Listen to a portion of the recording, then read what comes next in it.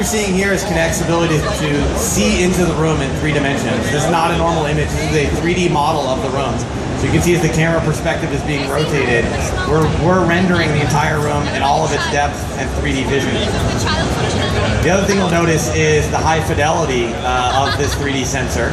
We're able to see a lot of detail here of what's going on in the room. We can see everyone's fingers, each individual finger. We can see wrinkles in their shirts. We can even make out their facial features and facial details. It's about 3 times the fidelity of the first generation Kinect. The other thing I'll point out is how close they can get to the sensor. You guys want to take a step forward there? This means Kinect works great in smaller living rooms. And while one of them sits up, we'll get Cream to come to the back. You can see we get 4.5 meters away. There's a very wide living room here with these sofas, so we can see we can also get a very wide area. You don't have to sit directly in front of the TV to have fun with Kinect. Now, in addition to having this fantastic 3D sensor, Kinect also has a 2D color camera. We'll bring that up here. This is a 1080p high-definition color camera, great for Skype in the living room. One of the challenges with a color camera is it's very susceptible to changes in room lighting. Gamers often like to play games in a dimly lit room. Thanks, Green. There we go, high five. Wait.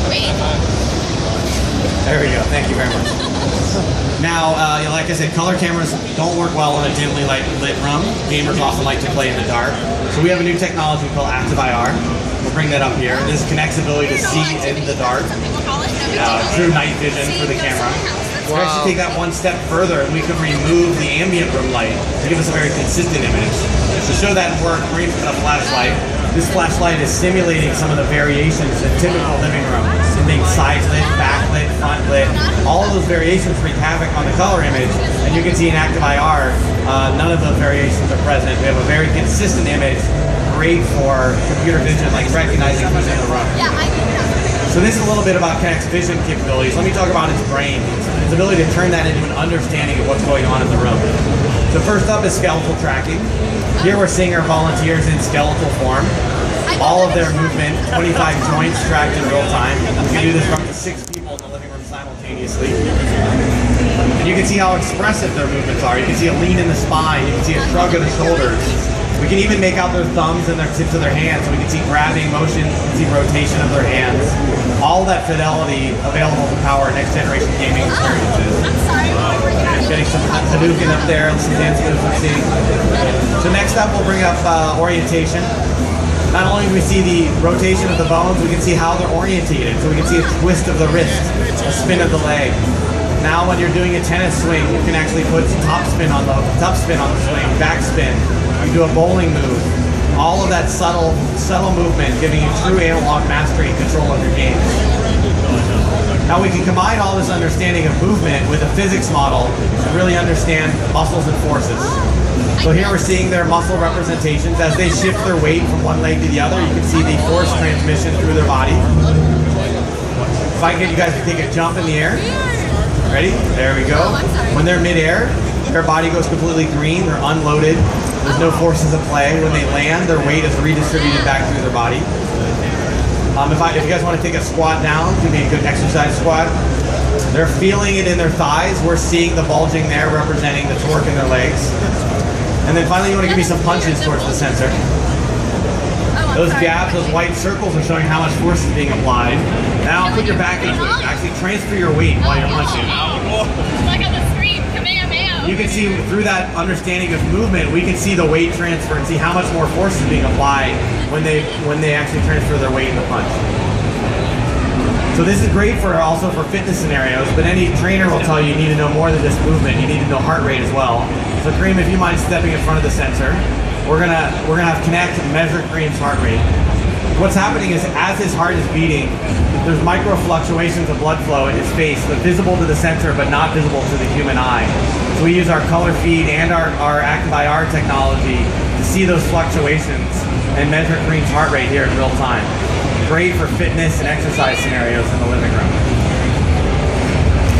And finally, we'll bring up our player info. Here we've got 3 guests in the room. We also understand their expressions. So if you guys give us a big smile, we can see that they're happy. If you give us a kind of a bored look, we'll see that you're neutral. We go back and forth between neutral and happy. There we go. I can only not smile, yeah. We've got one very happy guest on the stage. There we go. There's a neutral face. We can also see if they're engaged with the system or not. So whether they're facing forward, facing the sensor, versus maybe looking at each other or checking their email on their phone, smartphone. They'll go to not engaged. This is really useful information. It's some of the subtle human cues that we take advantage every day, like making eye contact when we're making a conversation. Now we can tell the difference between a user who's giving a voice command to connect versus just having a conversation in the room. Now, Kareem, if you mind grabbing the controller here. Meg's vision's capabilities can even see who's holding which controller in the room. So Kareem's got controller number 1. He's going to pass that around to his guests. And as he hands that off, he's not pressing any buttons. Kinect's just literally seeing who's holding which controller.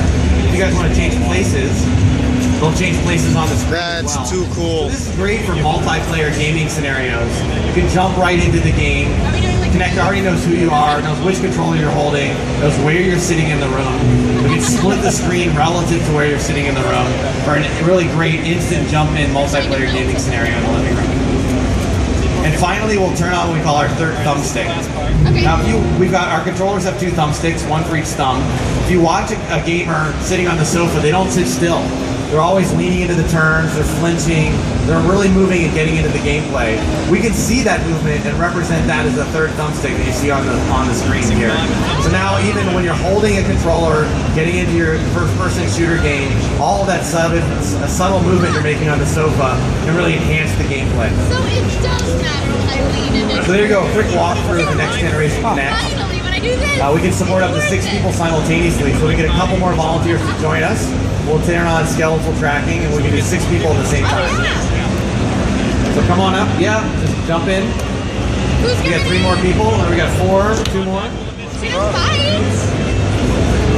Hop on in, there we go, thank you very much, 2 more, very much appreciated. We'll take a step back, you guys lined up pretty close together. Got 6 people simultaneous. You want to do the wave like you're at a ball game?